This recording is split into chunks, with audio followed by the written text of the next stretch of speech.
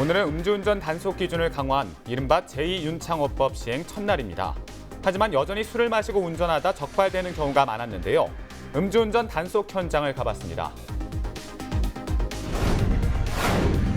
일자리 창출이 사회적 화두로 떠오르는 가운데 순천시가 전남 최초의 창업보육센터를 추진합니다. 활발한 청년 창업 지원으로 창업의 요람이라 불리는 중국 중관촌의 사례를 소개합니다. 목포시가 우리나라에서 16번째로 국제 슬로시티 인증을 받았습니다. 생태 환경을 존중하는 공동체의 생활 모습과 지역 문화예술을 보존하는 노력들이 좋은 평가를 받았습니다. 올해는 6.25 전쟁이 일어난 지 69주년이 되는 해입니다. 6.25 전쟁을 얼마나 알고 있는지 그리고 어떻게 기억하고 있는지 여론은 지금을 통해 알아봤습니다.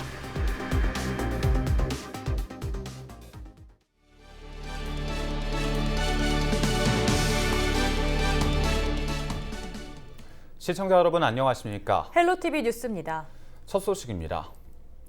25일 0시부터 음주운전 단속 기준이 기존 혈중 알코올 농도 0.05%에서 0.03%로 강화됐습니다. 이른바 제2윤창호법이 시행됐는데요. 그럼에도 술을 마시고 운전대를 잡는 사람들은 적지 않았습니다. 제2윤창호법 시행 첫날 음주운전 단속 현장을 김한식 기자가 취재했습니다. 음주단속 구간 앞에서 속도를 내는 승용차. 경찰의 정지 명령에 불응하고 곧바로 달아납니다.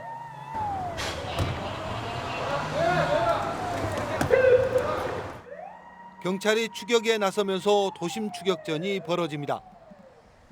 도주 차량은 경찰의 추적을 뿌리치기 위해 역주행도 서슴지 않고 갑자기 방향을 틀어 달아납니다. 경찰은 도주 차량에 대해 수배를 내렸습니다. 도주를 한 차량이 역주행과 과속을 일삼으면서 계속 도주를 하는 상황이었습니다. 112 상황실과 지방청 교통정보센터에 공조를 요청하여 이번엔 음주단속 현장 바로 앞에서 승용차 한 대가 주차장으로 들어갑니다. 단속 중이던 경찰관들이 음주 여부를 확인하자 알코올 반응이 나타납니다.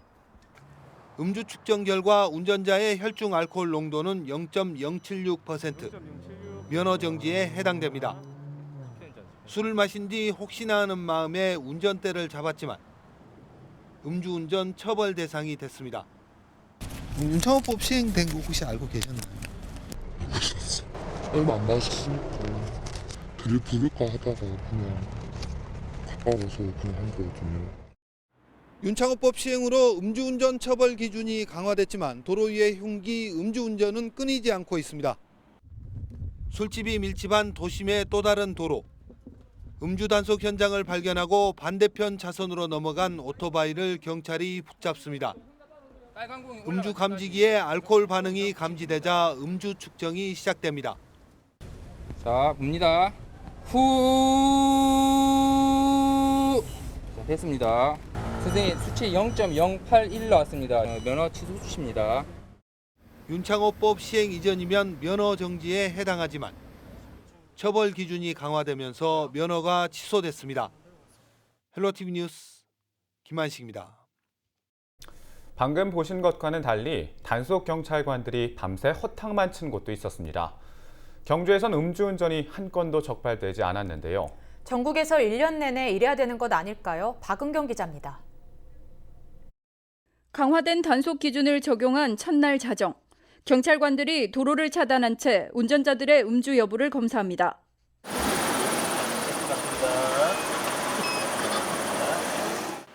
경찰의 단속은 경주 시내에서 장소를 3군데나 옮겨가며 4시간 동안 이어졌습니다. 하지만 음주운전은 단 한 건도 적발되지 않았습니다. 대대적인 단속이 예고된 데다 이른바 윤창호 사건 이후 한 잔도 안 된다는 경각심이 높아진 데 따른 것으로 풀이됩니다. 네, 원래 음주운전 안 하지만 법 강화도 되었고요. 오늘 음주운전 단속도 있다고 해서 생각도 안 하고 있었습니다. 술을 마시면 당연히 대리운전 부르든가 아니면 택시를 이용해야 되지 않겠습니까? 실제 전국 음주운전 단속 적발 건수는 감소 추세입니다. 2016년 22만여 건에서 지난해에는 16만여 건으로 30%가량 줄었습니다. 음주운전 기준과 처벌 수준이 강화된 만큼 시민의식도 더 나아질 것으로 당국은 기대하고 있습니다. 그래서 이제 소주 한 잔만 먹어도 충분히 단속될 수 있는 수치가 나옵니다.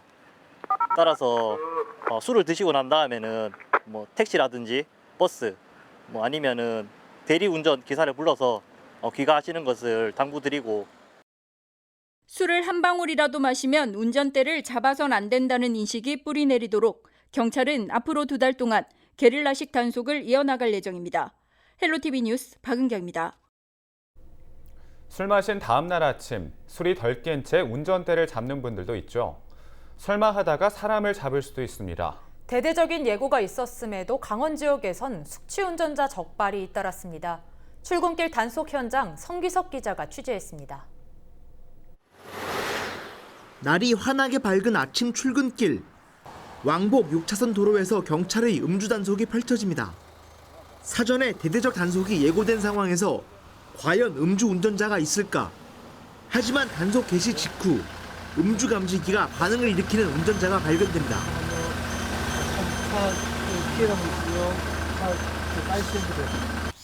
정식 측정 결과는 달랐습니다. 혈중 알코올 농도 0%. 전날 밤 술을 마신 건 감지됐지만 혈중 알코올이 밤새 다 분해된 겁니다. 이번에는 운전자와 경찰관 사이에 옥신각신 실랑이가 벌어집니다. 지금 음주가 감지가 됐는데 경찰관의 지시에 따르셔야죠. 그죠? 음주 측정 결과에 불복하며 체열을 요구하는 운전자. 약주는 언제 드셨어요? 네? 오전에. 어제 오전에? 얼마나 드셨어요? 막걸리 한 병. 네? 막걸리 한 병. 막걸리 한 병. 현장에서 측정된 혈중 알코올 농도는 무려 0.127%. 면허 취소에 해당하는 수치입니다. 출근길 1시간가량 실시된 단속에서 2명이 적발됐고 3명이 훈방 조치됐습니다.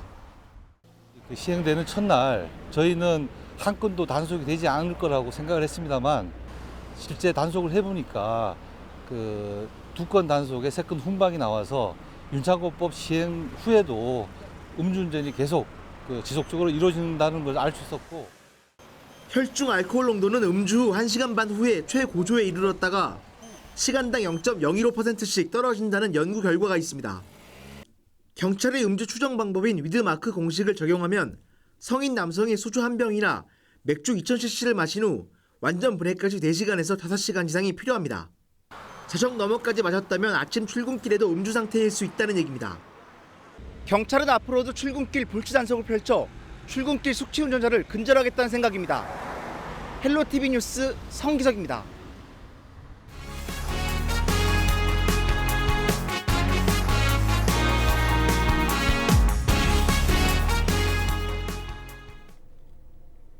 지금 한국 사회는 경제 문제와 더불어 일자리 창출이 가장 큰 화두가 되고 있습니다. 정부도 해마다 많은 예산을 투입하며 일자리 만들기에 애를 쓰고 있는데요. 하지만 창업기업 2곳 가운데 한 곳이 4년 안에 문을 닫는 현실을 감안하면 아이디어를 성공으로 이끄는 게 쉽지만은 않습니다. 이런 가운데 순천시가 전남에서는 처음으로 창업보육센터를 추진하기로 해 관심이 모아지고 있는데요. 청년 창업을 통해 일자리를 늘리고 기술 개발을 이끌어내는 곳, 창업의 요람이라 불리는 중국 중관촌을 취재했습니다. 성정환 기자입니다. 중국 베이징의 한 카페 거리가 평일 오전 시간에도 청년들로 붐빕니다. 카페에 들어서자 한 여성이 준비한 자료를 소개하느라 여념이 없습니다. 임신한 여성의 음식과 옷 등을 맞춤형으로 제공하는 스마트폰 어플에 대한 사업을 설명하고 있습니다. 이곳 창업 카페에는 하루 2팀에게 사업 설명 기회가 주어지는데 투자자에게 아이템을 알릴 수 있는 좋은 기회가 되고 있습니다. 투자를 받은 회사는 창업 뒤 회사 지분의 1%를 이곳 창업 카페에 제공하게 돼 있어 선순환 효과를 가져옵니다. 我觉得今天现场的反馈还是蛮不错的啊。虽然大家看这个实际上举手啊互动的这个人不是特别多，因为实际上在创业当中，相对大家还是比较含蓄的但是刚才比如说有几位那个女生还有创业者，她会私下跟我去聊，然后不会说把一些重要的交谈放在这个现场互动上，但私下会有更多的接触。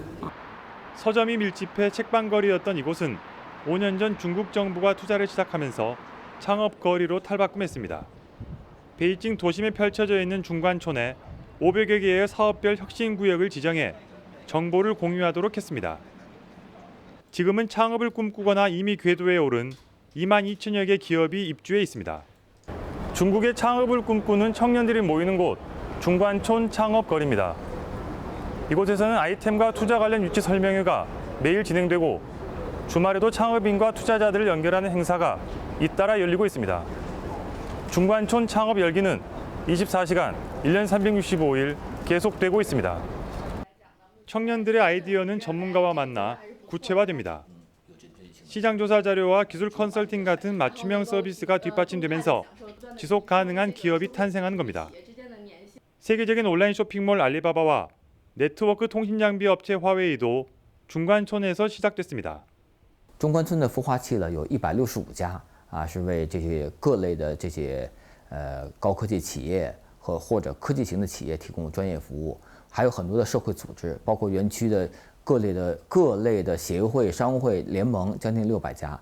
那么他们也是为这些相关的企业提供各类的服务，比如说工商服务、税务服务，还有一些政策的支持。 还有园区的办公条件的支持，以及帮助他们拓展市场、知识产权、商标这些代理的这些服务都很多。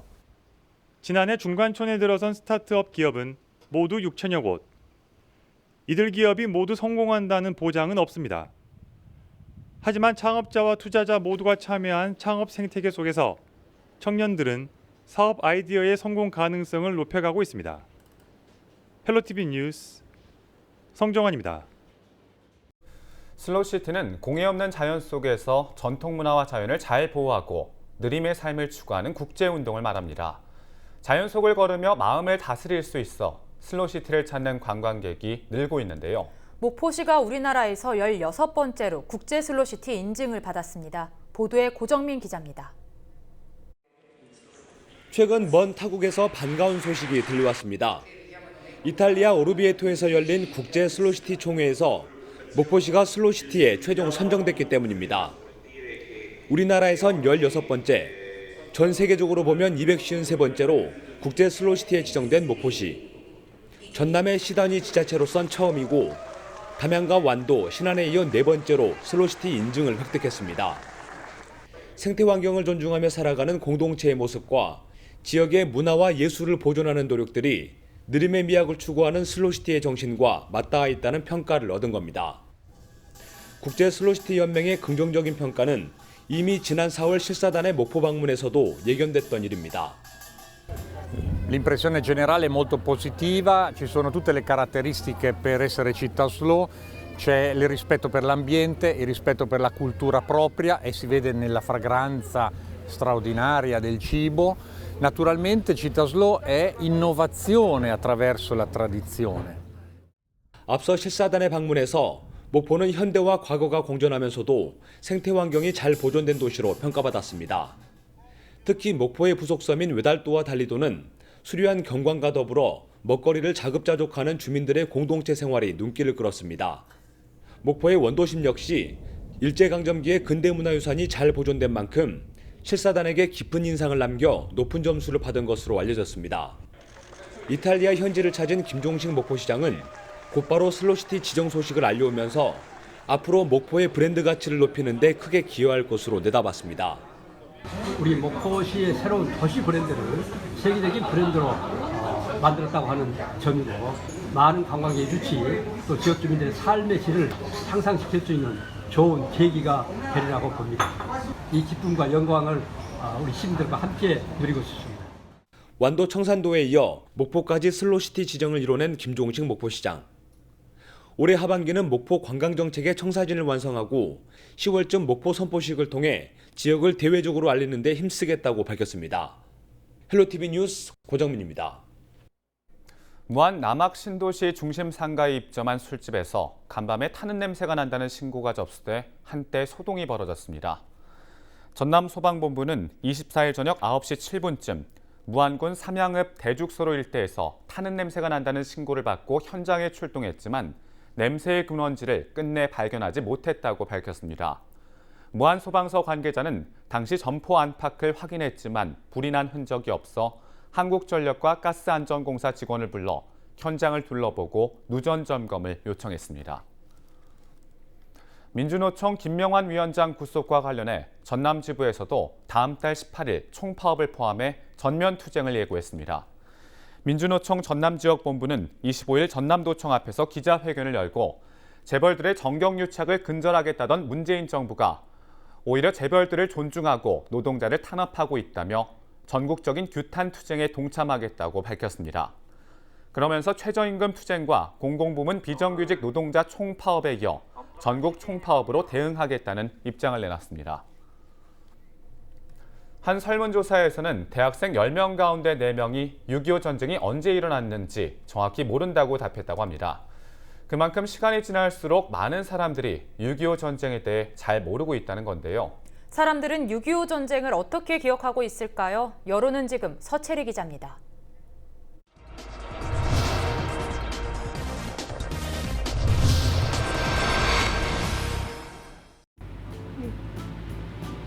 몇 년이더라? 65년인가? 62년인가? 6.25 전쟁이 48년이었나? 35년 아닌가? 35년인가? 35년? 40년대 아닌가? 되게 다양한 나라라고 알고 있긴 한데 정확히는 잘 모르겠어요. 유엔에서만 참여했죠. 미국, 카나다, 독일, 프랑스. 저도 이공계다 보니까 이제 사회 쪽은 좀 많이 약한.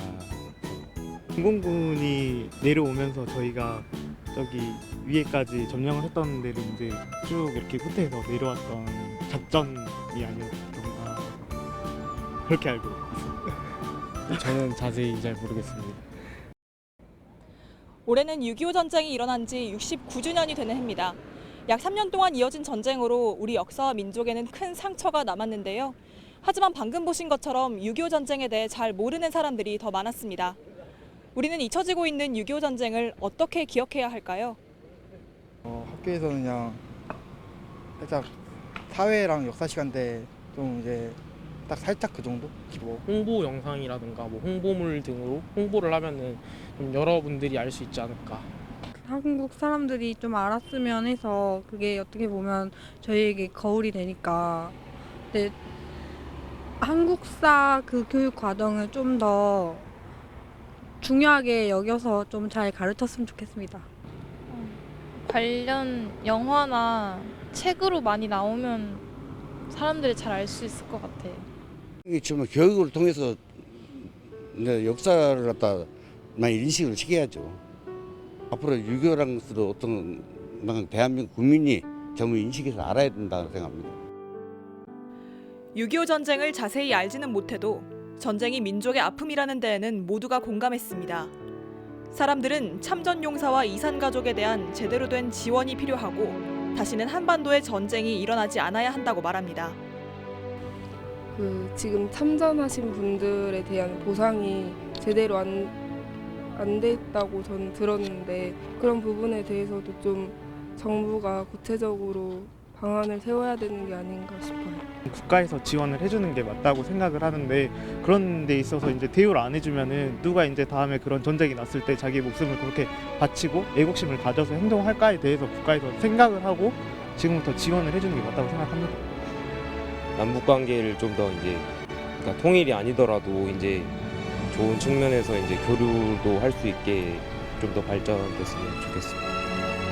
아직 친구들이 6.25도 겪어보지 못하니까 대한민국 어떻게 일단 존재하고 있다는 것을 모르고 있거든요. 우리는 이제 못해서 이제 죽을 겁을 막 남기고 하니까 그냥 아는데 그러니까 젊은 사람도 지금 이제 나라를 위해서 열심히 해줬으면 좋겠어요. 그거입니다. 이상입니다. 익숙하지만 때로는 낯선 단어 6.25 전쟁. 호국 보훈의 달을 맞아 우리의 기억 속의 6.25 전쟁은 어떻게 남아있는지 그리고 우리는 지금 한반도 평화를 위해 어떻게 노력해야 할지 한 번쯤 생각해 볼 때입니다. 헬로티비 뉴스 서채리입니다. 이상으로 헬로티비 뉴스를 마칩니다. 저희는 언제나 지역 주민 여러분 곁에 있겠습니다. 고맙습니다.